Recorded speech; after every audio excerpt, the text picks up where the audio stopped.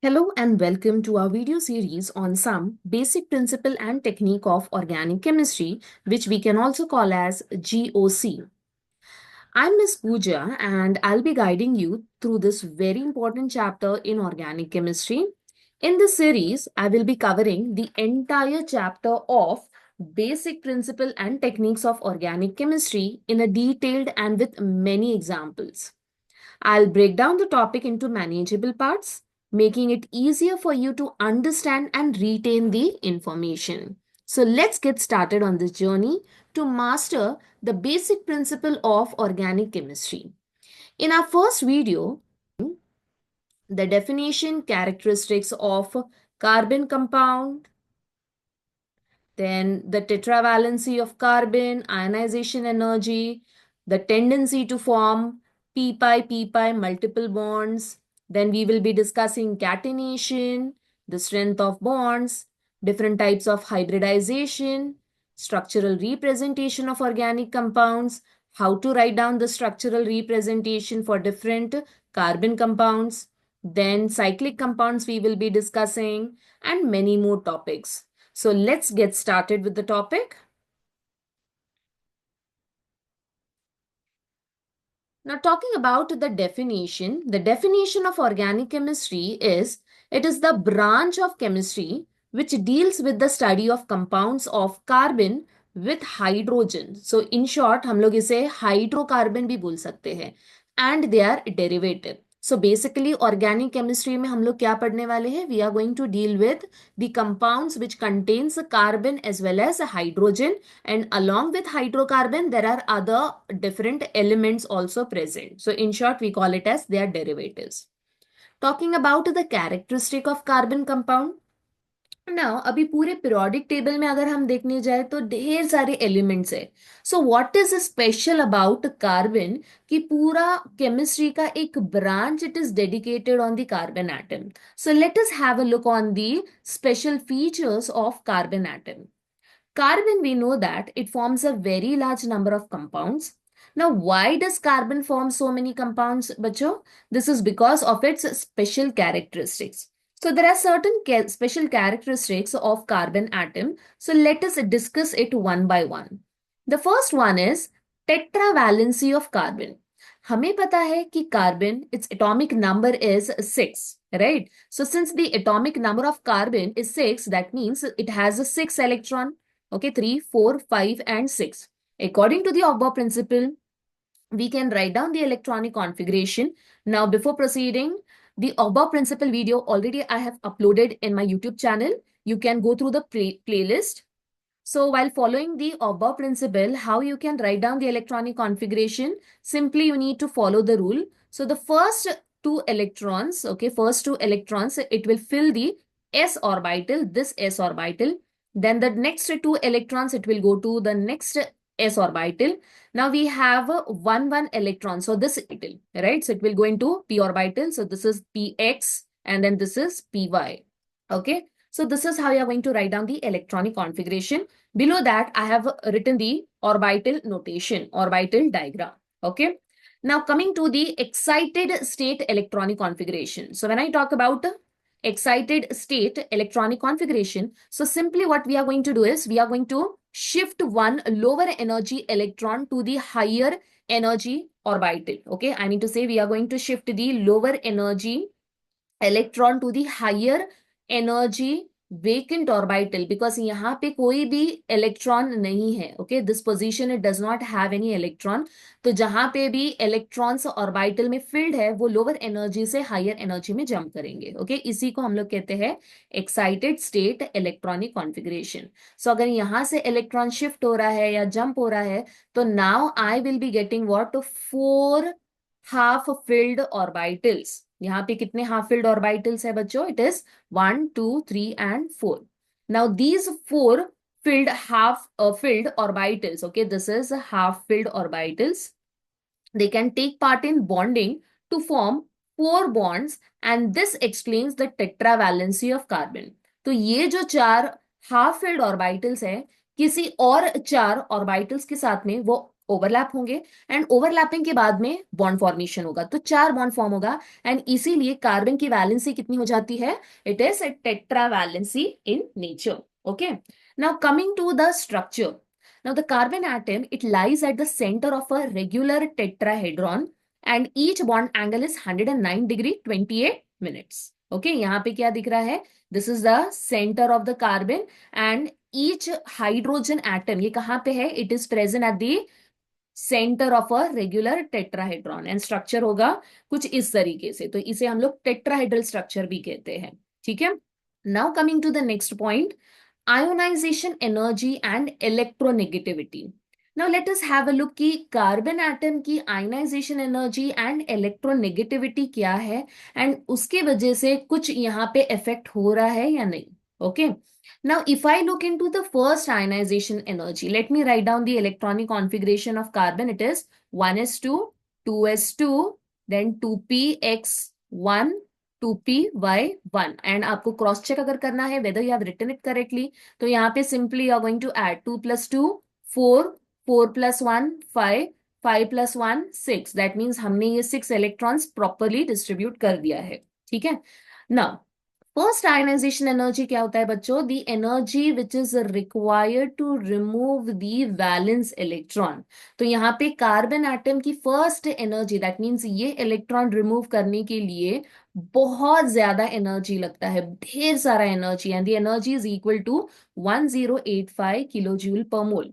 तो इतना value high होने की वजह से इसका आयनाइजेशन एनर्जी बहुत ज्यादा है. At the same time electronegativity of carbon is what, it is 2.5. Electronegativity क्या होता है, electronegativity it is the tendency to pull the electron towards itself. Okay, it is the tendency to pull the electron towards itself, that is called as electronegativity. And electronegativity for every element it is different, so certain values दिए गए हैं, certain values calculate किए गए हैं. सो यहाँ पे carbon की electronegativity होती है 2.5, जो कि ना ही ज्यादा कम है ना ही ज्यादा ज्यादा है. ओके, सो यहाँ पे कार्बन क्या करेगा, कार्बन ना ही इलेक्ट्रॉन देने की कोशिश करेगा ना ही लेने की कोशिश करेगा. It will try to share its electron. Okay, so carbon it has a tendency to mutually share the electron and whenever mutual sharing of electrons होता है बच्चों, तो उसी टाइप ऑफ बॉन्ड को हम लोग कहते हैं कोवैलेंट बॉन्ड. ये आपने ऑलरेडी लोअर स्टैंडर्ड में स्टडी कर दिया है कि कोवैलेंट बॉन्ड कैसे फॉर्म होते हैं, it is by mutual sharing of electron. Okay, so because of this property of carbon, it is very important element in the organic chemistry. Next one is tendency to form p-pi multiple bonds. अभी इसका मतलब क्या होता है, pi bond and pi bond. Always remember whenever overlapping takes place parallelly or laterally. Now overlapping के बारे में या hybridization के बारे में everything I have explained in my chemical bonding video. You can find it in the playlist. Now coming back to the topic. Now carbon it forms p-pi multiple bonds with itself and with the other element. So carbon के पास में सबसे अच्छा एक property क्या है कि वो अपने ही एलिमेंट के साथ में पाई बॉन्ड फॉर्म कर सकता है या तो किसी और एलिमेंट के साथ में भी वो फॉर्म कर सकता है पाई बॉन्ड. ओके, फॉर एग्जाम्पल यहाँ पे कार्बन एंड कार्बन के बीच में डबल बॉन्ड हम लिख सकते हैं, कार्बन एंड कार्बन के बीच में again triple bond we can write down, carbon and other element that is oxygen if I take, there can be presence of double bond. अब ये double bond triple bond single bond कैसे आया है, कैसे form करना है, again everything I have discuss in chemical bonding videos. Coming to the example, now if you have 2 carbon atoms, अगर हमारे पास में 2 कार्बन है एंड डबल बॉन्ड प्रेजेंट है between the 2 carbon, we call this structure as ethylene. Okay, naming everything we are going to study in the later part. तो each and every concept हम लोग detail में study करेंगे in the later part. Now let us try to understand the structure. So यहाँ पे structure में आपको दिखाई दे रहा है कि 2 कार्बन के बीच में डबल बॉन्ड है, सेम वे 2 कार्बन के बीच में ट्रिपल बॉन्ड है. तो जब भी आप कोई स्ट्रक्चर बनाते हो, ऑलवेज रिमेंबर वेरी इंपॉर्टेंट कि कार्बन की वैलेंसी सेटिस्फाई होनी चाहिए. The valency of carbon is what, it is 4. तो अगर यहाँ पे हमने carbon and carbon double bond आपने डाला है, तो और दो बॉन्ड कहाँ पे जाएगा, it will go to hydrogen. Okay, again और दो bond it will go to hydrogen, क्योंकि each carbon it should contain four bond. So this is 1 2 3 and then 4. Okay, same way on the left hand side. Same with this carbon, it should contain four bond. So let us count 1 2 3 and 4. Same way on the right hand side, it contains four bond. Now let us have a look on the central carbon of acetic acid. This is a carbon. How many bonds are present? 1 2 3 and 4. So the valency is what? It is satisfied. तो carbon की valency जो की होती है 4. सो सब में, सारे structure में, सारे एटम्स की वैलेंसी सेटिस्फाई होनी चाहिए, तो ही वो स्ट्रक्चर स्टेबल है. अदरवाइज वो स्ट्रक्चर स्टेबल नहीं होता है, does not exist in nature. Remember this very important trick to write down the structure. The next one is catenation.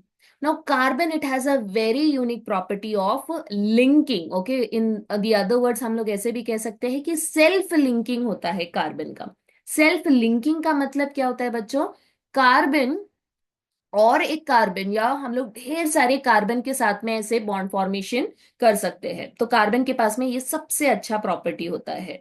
So basically catenation क्या होता है? It is a property of self linking of different atoms of the same element. Element तो same ही है, carbon के हैं, but different atoms है. Okay, इसी property को हम लोग कहते हैं कैटिनेशन. एंड कार्बन में carbon carbon bond enthalpy is very large. Bond enthalpy is nothing but जो एनर्जी ये बॉन्ड ब्रेक करने के लिए हमें लग रहा है, उसी को हम लोग कहते हैं बॉन्ड एंथैल्पी. तो यहाँ पे bond enthalpy it is very high. Why? Because of electronegativity and ionization energy, and plus it forms a covalent bond. Clear? So it is very important to understand the basic concept to study each and every point. So यहाँ पे हमेशा याद रखो, because of high bond enthalpy carbon it shows catenation. Now catenation तो हमने study कर लिया, but catenation भी किस तरीके से कार्बन दिखाएगा, whether it is a straight chain और a branch. So based on that we can study different compounds. तो carbon catenation it can form in a linear form. Okay, या तो वो लीनियरली चेन बनाएगा, जैसे कि यहाँ पे कार्बन है, यहाँ पे हमारे पास में, then one more carbon, then one more carbon and then carbon. That means carbon carbon जो है वो एक लीनियर चेन में प्रेजेंट है.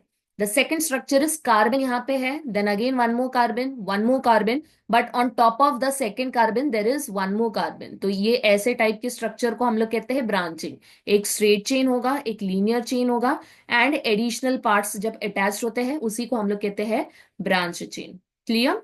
Coming to the next one, that is a cyclic. Cyclic, the word itself says, अगर cyclic form में है, ठीक है, जैसे कि ऐसे closed form में है, तो यहाँ पे carbon, then carbon, carbon, carbon. So all the intersecting points will contain carbon. So as you can see, this is carbon, and all the carbons, they are what? They are present in the closed form. So we call it as cyclic structure.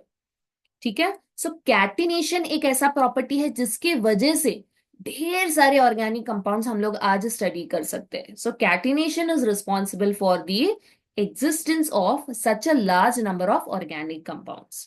Coming to the next important topic, that is strength of bonds with other elements.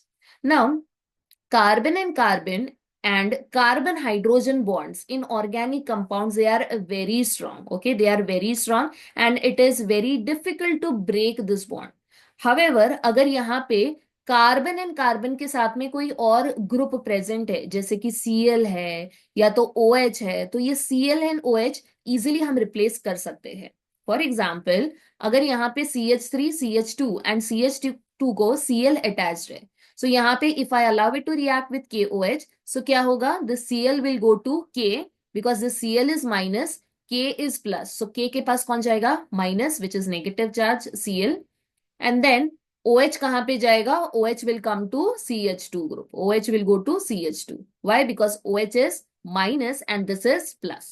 Chemistry में very important rule, golden rule, हमेशा याद रखो कि opposite जो charges होते हैं they get attracted towards each other. Okay, तो Cl को कौन रिप्लेस कर रहा है? बेसिकली OH Cl के जगह पे आके रिप्लेस हो जाएगा. सो इन शॉर्ट, अगर यहाँ पे हाइड्रोजन के जगह पे कोई और ग्रुप प्रेजेंट है, तो वो जो एक्स्ट्रा जो ग्रुप है या डिफरेंट ग्रुप है, it can get easily replaced. Okay, it can get replaced easily. Clear? Now coming to the very important topic, that is types of hybridization in carbon atom. तो ये basically chemical bonding chapter में each and every topic को बहुत detail में explain किया गया है. तो आप मेरे यूट्यूब चैनल पे केमिकल बॉन्डिंग प्लेलिस्ट में ये सारे वीडियोस एक बार रेफर कर सकते हो. तो लिंक मैं डिस्क्रिप्शन बॉक्स में ऑलरेडी अपलोड कर दिया, लिंक में डिस्क्रिप्शन बॉक्स में ऐड कर दूंगी, so you can directly go and check my YouTube channel. Okay. Next is now coming to types of hybridization. Now there are different types of hybridization in carbon atom. The first one is sp3, sp2 and sp. अभी इसका मतलब क्या होता है sp3, sp2 and sp? ना basically यहाँ पे मैं जस्ट आपको शॉर्ट में बता रही हूँ, रफ में बता रही हूँ. sp3 जब भी हम स्टडी करते हैं, sp3 का मतलब क्या होता है? 1s.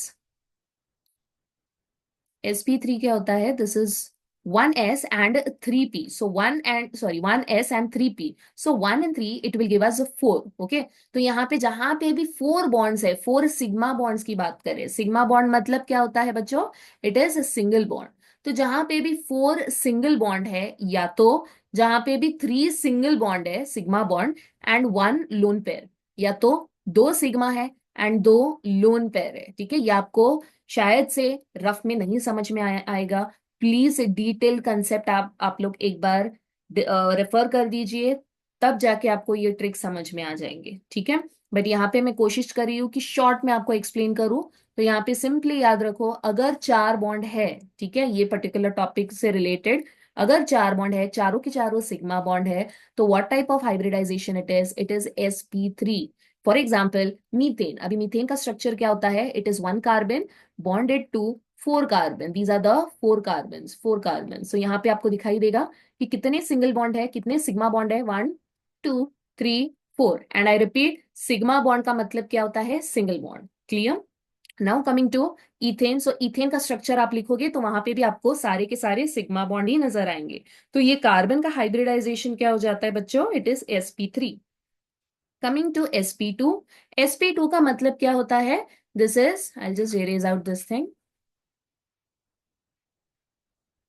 sp2 क्या होता है? Again, the same way we are going to count. It will be 1 plus 2 that is equal to 3. Okay, so 3 sigma bond जहां पे भी है, 3 सिग्मा कैसे होगा? कार्बन के पास में तो 4 बॉन्ड होना चाहिए. ठीक है, तो या तो ये इस तरीके से, ये 3 sigma and then fourth one है, the fourth one will be present in the form of pi bond. Okay, it will be present in the form of pi bond. So यहाँ पे ये जो कार्बन होता है, इसका हाइब्रिडाइजेशन स्टेट होगा sp2. For example ethene. So this is the structure of ethene. ठीक है, तो ये बन गया आपका sp2. तो सेम वे प्रोपीन, प्रोपीन में भी डबल बॉन्ड है. सो जो डबल बॉन्ड कंटेनिंग कार्बन है, that is sp2. Next is sp. sp में भी आपको सेम कंसेप्ट अप्लाई करना है. sp में how many sigma bonds will be present? Try to write down in your notebook quickly. Yes, it will be 2 sigma bonds. And 2 sigma bonds है, total हमें कितने चाहिए? 4 bond on each carbon. So अगर 2 sigma है तो बाकी के 2 क्या होंगे? बाकी के 2 पाई बॉन्ड होंगे. ठीक है, and the best example is ethyne. Ethyne is carbon, triple bond carbon, and then each carbon it contains a 3 bond, so fourth one will be bonded to hydrogen. Same way ये carbon के पास में 3 bond है, fourth one will be bonded to hydrogen, and the type of hybridization is sp. This is also sp. Clear? So this is the shortcut to identify the types of hybridization. The next one is types of covalent bond. Now covalent bond तो मैंने already explain कर दिया है. There are 2 types, sigma bond and the other one is pi bond. ठीक है, sigma bond and pi bond. Again मैंने already कहा है, इन सब के बारे में detailed explanation मेरे YouTube चैनल पे chemical bonding playlist में आपको नजर आएगा. तो you can just go through that videos. Next is structural representation of organic compounds. So now in the next video, we will continue with the next topic, that is structural representation of the organic compounds. and we will be discussing more and more examples and in detail the entire concept. Okay, so stay tuned to my channel and follow my next videos for detailed explanation. Thank you.